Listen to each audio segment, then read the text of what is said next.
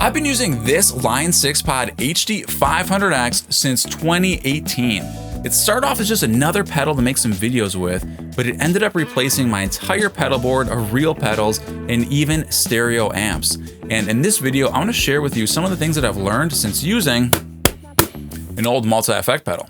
For those of you who have been subscribed to this channel for any length of time, you're probably very familiar with this pedal. In fact, you're probably like, another 500x video? Really, John? But the thing is, you may not know that I used to have a full pedal board of real pedals, and I used to run stereo amps. Yes. And I never thought that I would ever use a multi-effect pedal. In fact, I tried using a POD HD500, and I couldn't stand it. I just couldn't figure out how to use it. I never thought it sounded good, and I got rid of it so fast. I don't think it lasted longer than a week. So the question is, how in the world did I end up with a 500x? Did I get it? I got it! Dang, I got it. Yeah! Well, the thing is, I picked one up off eBay just so I could make a couple videos with and then get rid of the thing. All right, guys, package came. Let's open this thing up. The POD HD500x. But I started getting comments on those videos where people were saying, hey, make more videos about the 500x. And so I decided to keep it around a little longer and to keep learning how to use it so I could make more tutorials for YouTube. Now, this was back in 2018. The 500x had already been around for about 5 years at this point. Now, fast forward to 2020, and I started selling pedals off my pedal board, and I even sold one of my amps because frankly, I just really needed the money. And during that time, I started to really ask myself, what is it that I really need to do what I do? Because when you're faced with a tough situation in life, like being broke and needing money, you really have to get real with yourself. And I realized that having a bunch of stuff isn't gonna move the needle.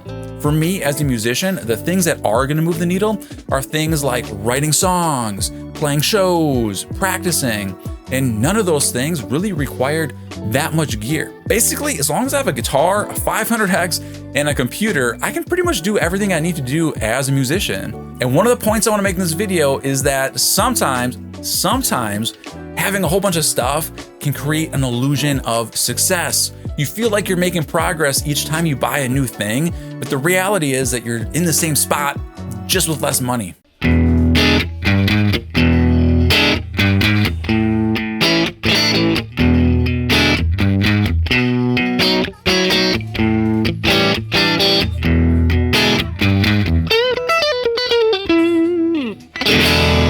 So finding myself in a situation where I had to downsize and make do with less really made me focus on the things that actually matter. I just needed to focus on using what I had to create output. And as a result, I got really good at using the 500x. It's crazy how if you just stick with something long enough, you get really good at doing that thing. You know, I wonder how many times when people give up on a multi-effect pedal, or really any piece of gear for that matter, is it because they just didn't spend enough time to learn how to actually use the thing? And I just really feel like having less, but being an expert at it is far better than having a whole bunch of stuff and just being clueless about it.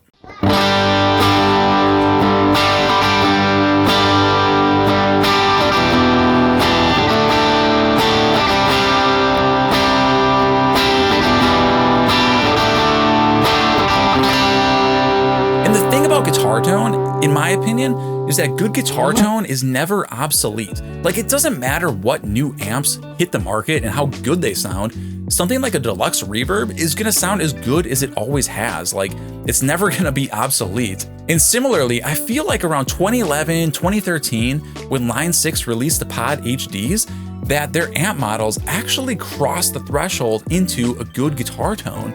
Because before then, let's just be real, like in the 90s and 2000s, amp modeling in general just wasn't very good. But I really feel like once Line 6 came out with the POD HDs, they really had amp models that sounded good. And because of that, from a hardware perspective, I really think that the POD HDs will never be obsolete. And I know that's a crazy thing to say on YouTube because the typical thing to do is to take an old pod, play it with a grimace face and say, how could anyone think this ever sounded good? But the thing is, as someone who's been a long-time user of the 500x, I'm just saying that it's pretty common that after I play a show, someone's gonna come up to me and say, that's like the best sounding pod I've ever heard. And people in the sound booth are always happy with it. it just works. And am I saying that you should never buy new guitar gear? Like, no way. Of course, it's always fun to try out new things and to get new stuff. I'm just saying you don't have to always give in to that relentless desire for more. It's totally possible to find something that works and to just stick with it. Unless, of course, you lose software support and you can't use the thing anymore, in which case, yeah, you probably do need an upgrade.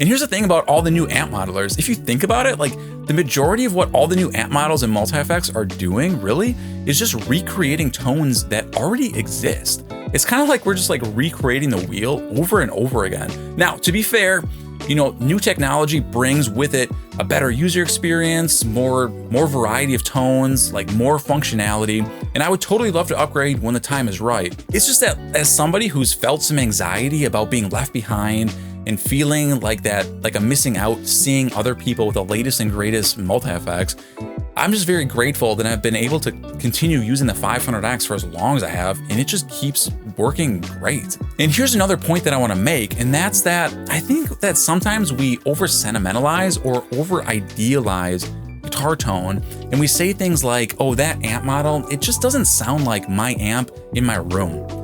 And the thing is though, that like no amp is gonna sound like your amp in your room other than your amp in your room. I mean, when I had my AC30, that thing sounded great in this room, but the first time I mic'd it up to record it, I thought it sounded terrible. It sounded so thin and fizzy through a microphone. I had messed around with the microphone placement and EQing, and to be honest, I was never really happy with how it sounded through a microphone. And so when it comes to comparing amps to amp models, I really think we need to think more practically about it and ask the question, how does your amp sound through a microphone?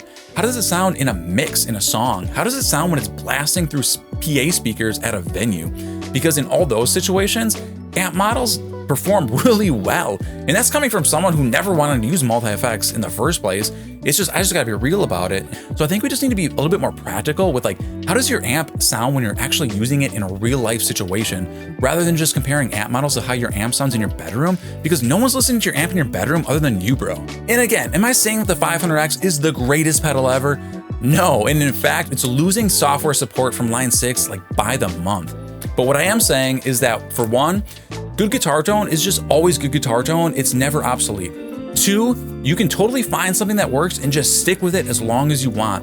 And three, be sure to comment down below. Let me know what you think of this video, and I will see you in the next one. Later.